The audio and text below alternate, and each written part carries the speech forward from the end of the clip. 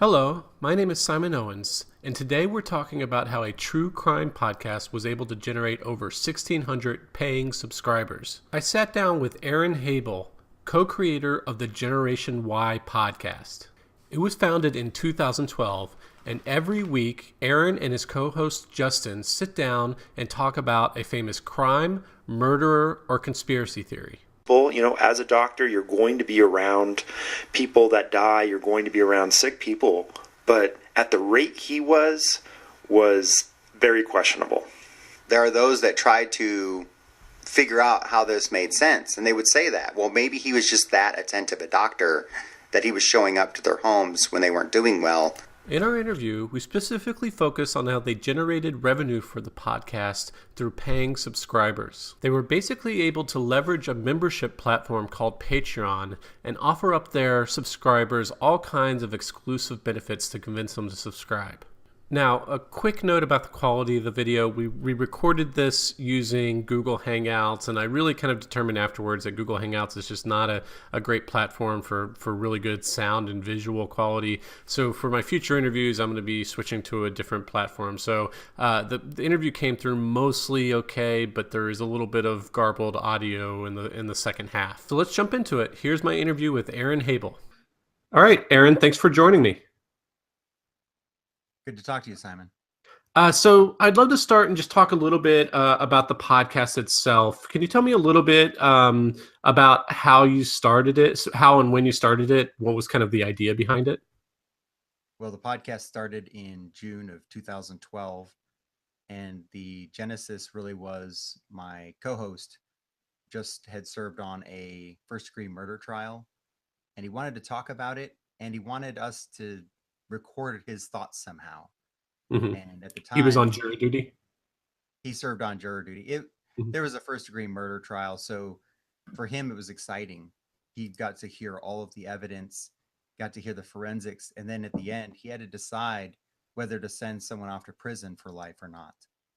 And once he was in it, he realized what a great responsibility that was. Uh-huh.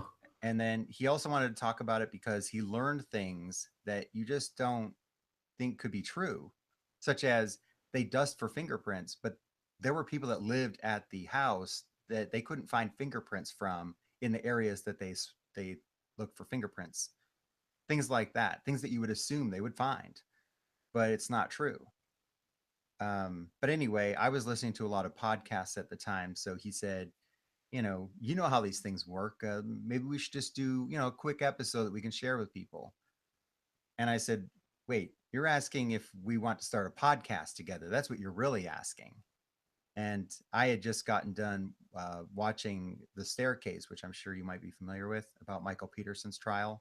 Mm. And so I had things I wanted to say. So we had 2 episodes ready to go right there. And from there, it was just, let's start talking about things that interest us. Mostly cultural, but within that, true crime seemed to be what people gravitated towards, and that's what we tailored the show around once the audience was there. Mm-hmm. And approximately when did you launch the podcast? It might have been June 19th, 2012. Okay, so this was before like the serial phenomena, and there might have been true crime podcasts back then, but it wasn't as large as today. There were probably 3. There were 2 serial killer type podcasts that were very infrequent. And then there was the big one, which was True Murder with Dan Zupansky out of Canada. And he interviewed authors about their books, their true crime books. Mm-hmm. And he was really it. And then we came along, and I think we started building an audience because people, they liked Dan's show, but they also liked how my partner and I, Justin, we would talk about the cases. We would talk about them just as people would if they had researched them and gotten together over coffee. Do you know what I mean? It's very conversational. Mm-hmm. And talking about the things that interested us about these cases and why we think they went the way they did, whether someone was found not guilty, whether they were convicted, or whether they found no suspect at all. Mm-hmm. So I listened to your most cast, and it seems that kind of the format that you have is that each episode focuses on a different either criminal or crime. Is that about right?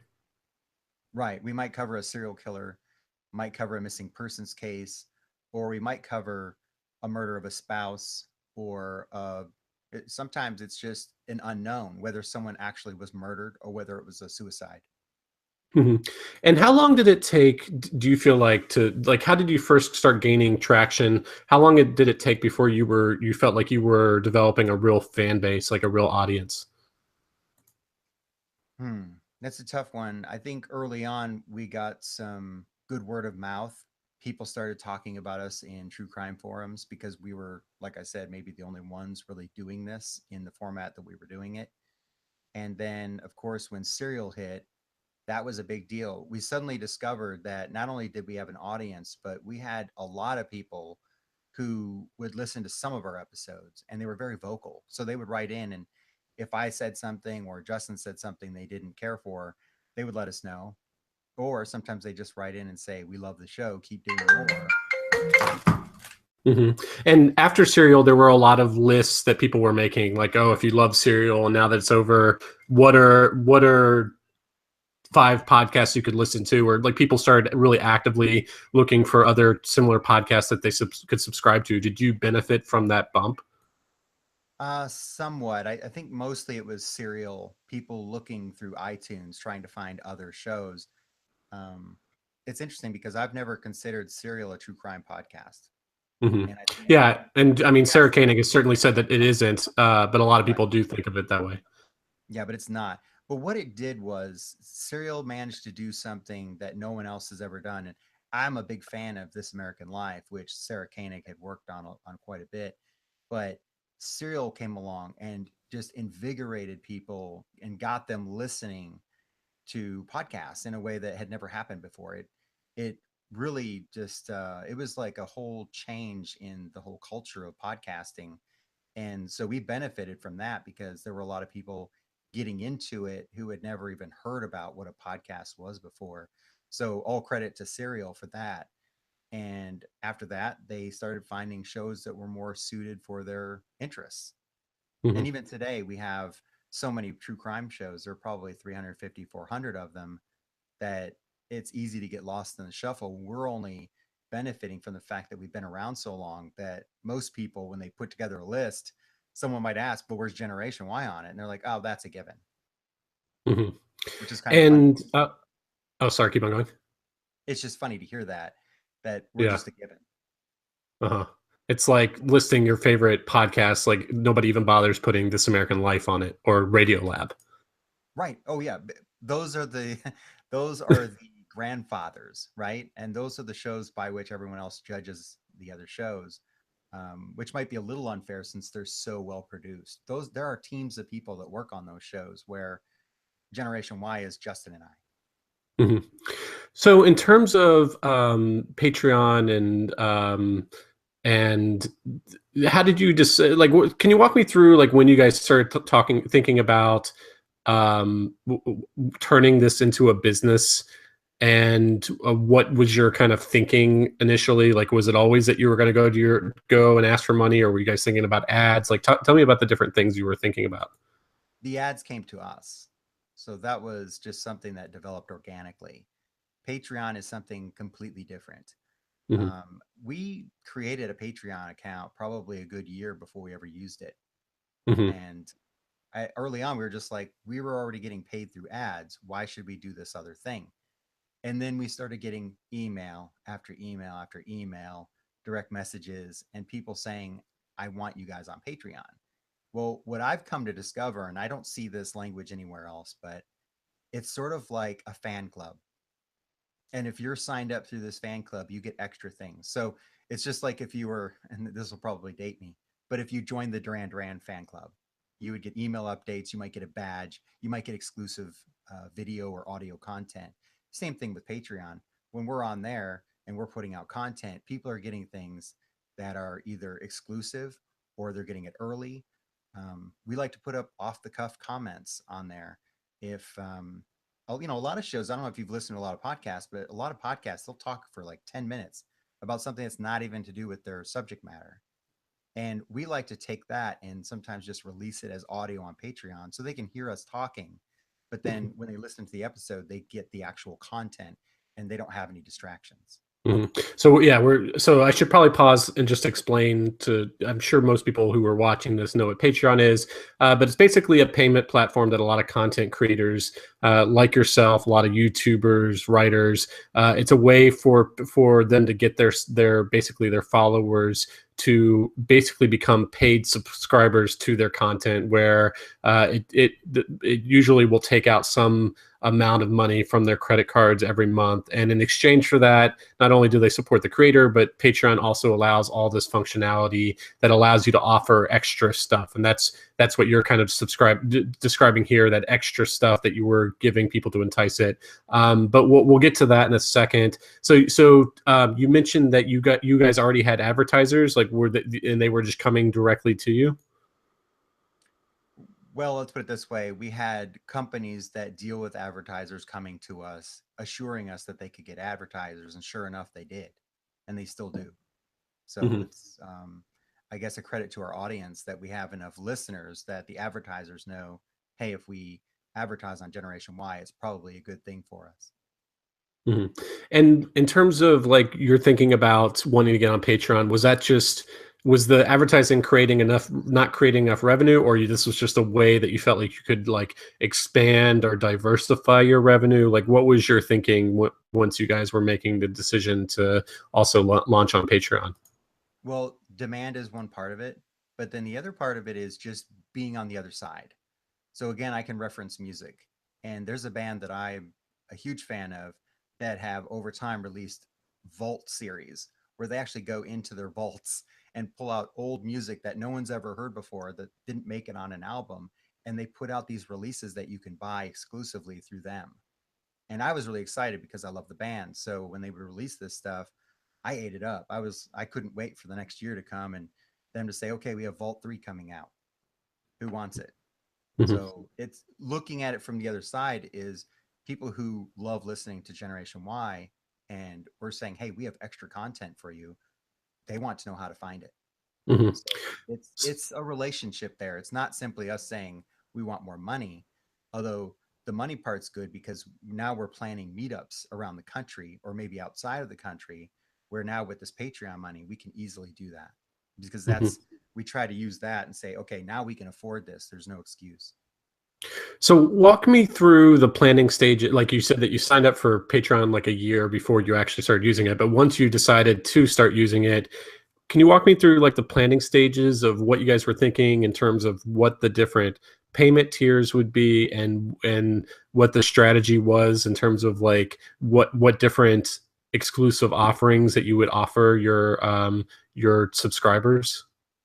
Well, when it comes to a platform you're not used to, the first step for me was to go out to successful Patreon accounts and see how they were doing things. And there are podcasts out there that are doing quite well. They have $15,000, $20,000 rolling in every month. Well, how are they doing it? What are they offering?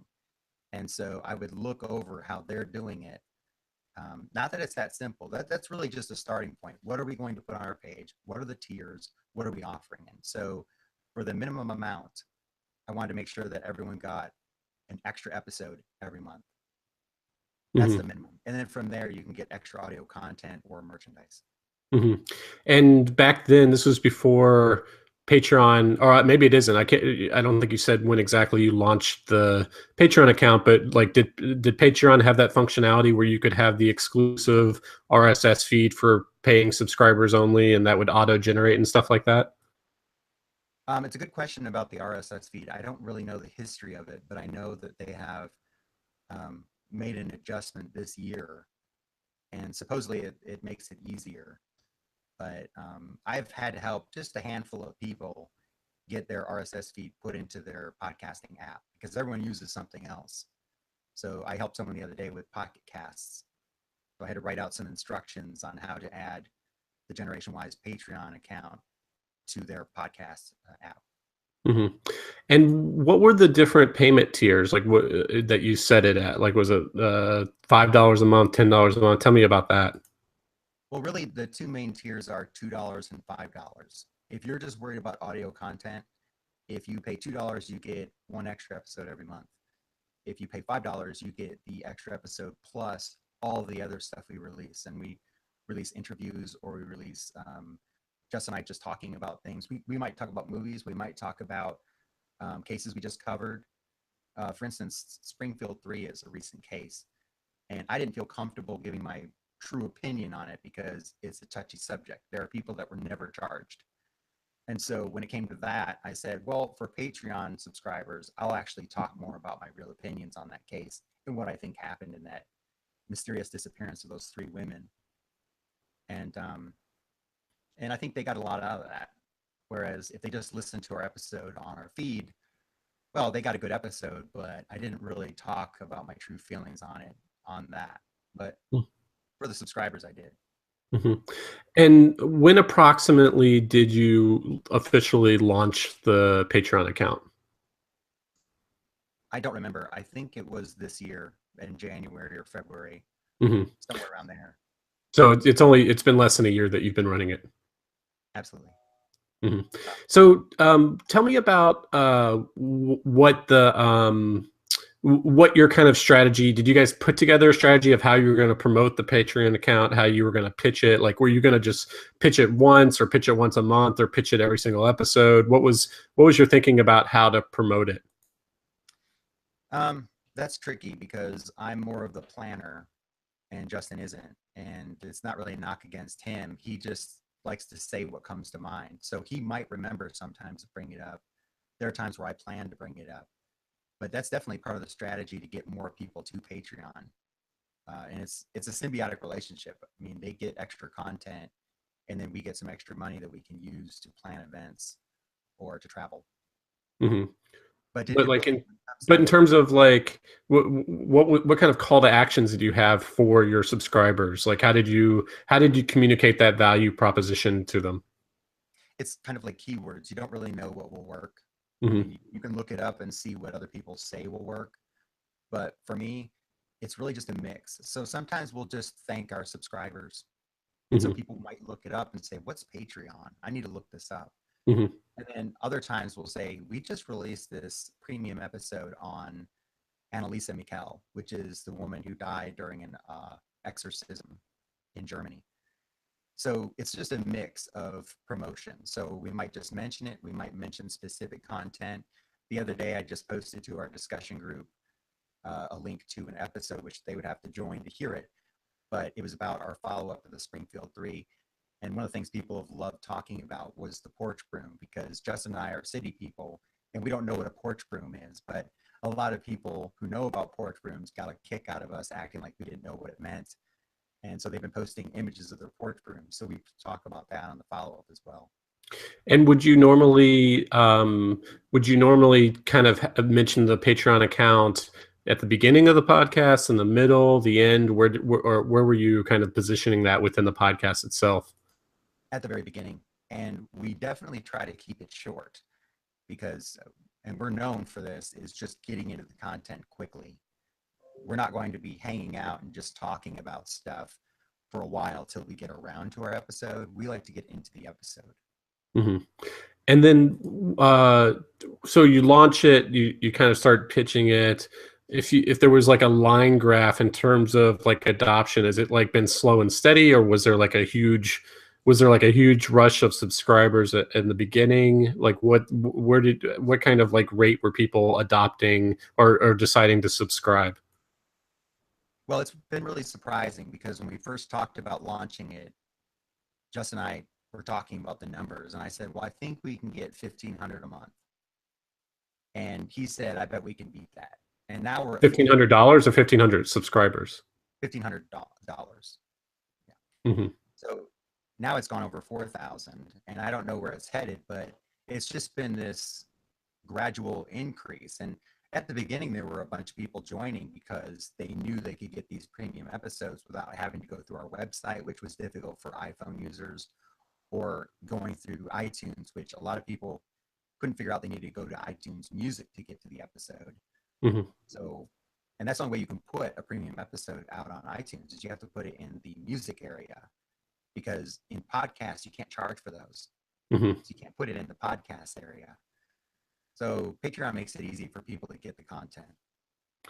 And what did you, in terms of the subscribers, where did you notice the distribution was between the $2 tier and the $5 tier?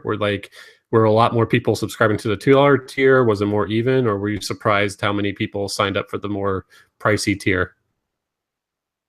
Yeah, I've noticed most people sign up for the $2. It's a commitment, and it's funny. If we stop and think about it, and I don't drink coffee, but people will spend $6 on a cup of coffee, no problem. But $2 a month, they feel like it's a bill. And so that's one concern we have, is making sure we put out enough good content so that people don't stop and worry about the $2 a month. But you still have people who, after they get charged, they will unsubscribe, and then they end up coming back usually. Mm-hmm. But yeah, there's something about the $2 that is still a lot for people to think about when it comes to getting extra content, even though it's a pretty low cost, I think, for a free extra episode. Mm-hmm. And in terms of like customer service, is at this point, do you guys just put the content on Patreon and don't worry about it, or do you guys spend a lot of time thinking about like, are our Patreon subscribers happy? Are you doing anything to like poll them, or like try to figure out, like, have you modified the Patreon account at all based on user feedback? Like, how much are you guys like actually involved in the Patreon experience of trying to really think hard about how to improve it over time? Well, we have gotten feedback. We have people who sort of help us out with our discussion group who are also subscribers to our Patreon, and I ask them questions here and there. But really, I get my feedback by looking at our numbers of downloads through iTunes Music. And so I can see what kind of content people are wanting versus what they don't want. So even though we might have a good episode on jury nullification, people may not want to hear that. So that's when we go back and cover a murder case. Mm-hmm. And like, if someone were starting a podcast, or were wanting to get more revenue from their listeners today, like, do you think it would be incumbent on them to start with a Patreon account as soon as they launch a podcast, or is this something that you really need to build? You can need to work on building the audience first, and once you have their trust, then launching the Patreon account. Yeah, I would recommend waiting a little while, just because the Patreon success really comes from your audience. You can strategize all you want about how you promote it and what kind of content you put on it. But what helped us, I know, is that people demanded it. They said, we want you to do this, take our money. And that's one thing I was getting at with the $2 and $5. That's all your audio. Anything beyond that, they're really just in the end trying to give us more money for support. And we have people like that. But it's really their support that matters. So if you come out after a while and say, hey, I'm thinking about starting a Patreon, just put it out to your audience and ask them. And if you get good feedback, that's probably when you should launch it. Presuming that they want to give you the money, that might be a bit much for a show that's just starting out. I know I wouldn't have done it. Mm-hmm. Okay. Well, Aaron, those were all the questions I had. Thanks so much for taking the time to talk to us. Hey, well, it was good to talk to you. Okay, well, that's the entire video. Thanks for watching. As I said, in the future videos, I'm going to make sure to use a different platform other than Google Hangouts. As you notice, it probably got a little garbled near the end. Definitely tune into my YouTube channel, subscribe, because this is going to be a regular feature of mine. I'm going to be reaching out to other content creators who have been really successful at getting their readership, their listenership, their viewership to actually cough up money and subscribe on a monthly basis to their content. So you definitely, if these are the kinds of insights that you want to hear or listen to or watch, definitely subscribe to this channel. All right, thanks so much, and see you next.